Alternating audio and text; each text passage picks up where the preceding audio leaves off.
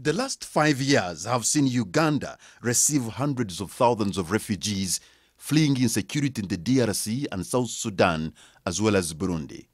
We have seen migration of biblical proportions.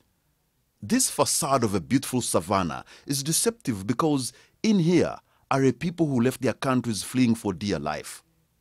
But for these young boys and girls, their hopes and aspirations are alive and strong.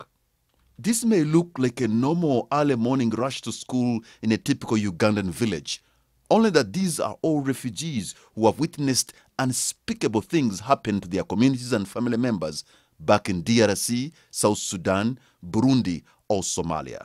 Get your books and write. Education is one of the greatest equalizer. No matter where people are, if they attain education, they can aspire to achieve anything in their lives. The numbers here in these classes are simply overwhelming. The desks are so squeezed, so the learners, some of them can hide under the desks until you jump over the desks to find them. When you look at the staff deployed by the government and the staff deployed by Window Trust International, you see that even there are still gaps of need for more teachers. From Misera Primary School that was started in March, we come here at the oldest primary school in the settlement, Kashojwa. It has a population of over 3,000 learners. President Paul Kagame of Rwanda started his education from here. Kagame was studying from this one. Yes. So you have since put a new roof? We have just put a new roof. From the biggest primary school in the district to the biggest secondary school, the challenge, the numbers are overwhelming.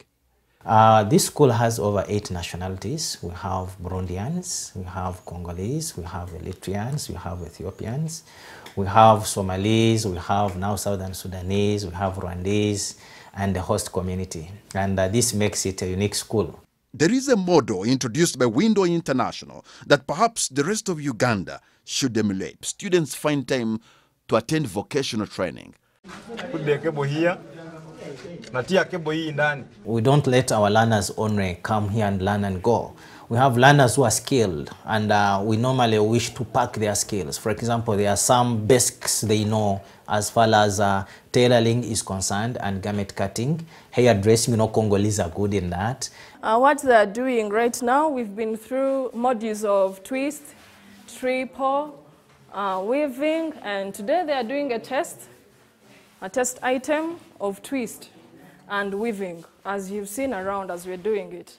It's a form of internship during lower schooling that is not tertiary, but it's very helpful. So now we are integrating skills training, carpentry, motor vehicle, cookery, into secondary education. And we have seen our students who are finishing O-level are having 2 certificates, the school certificate and a skills certificate. We have quite a number of children who have special needs and would need special needs education, but they can't attain it mostly because of the poor funding. We don't have scholarships for most of them, or at least a big number of them. And even on top of that, where we have to take them, in our own assessments, we don't think that that's the best place we would want. In such a big population, you are bound to find children who have visual, hearing, or physical impairment. Pascal may be having no hands, but he's considered a genius among his peers. Surprisingly, his writing is extremely neat. The education that we deliver to the persons of concern in Nakivale settlement is not tagged to only the nationals, to the refugees. It's also offered to the nationals, the Ugandan nationals. We also have our everyday, day-to-day people who we work with here as colleagues that have gone through school all the way to university and even gotten jobs back here at home. And yes, they studied from Kashojwa. School is done here, and students are returning to their homes, full of hopes and dreams. Their tomorrow will be better.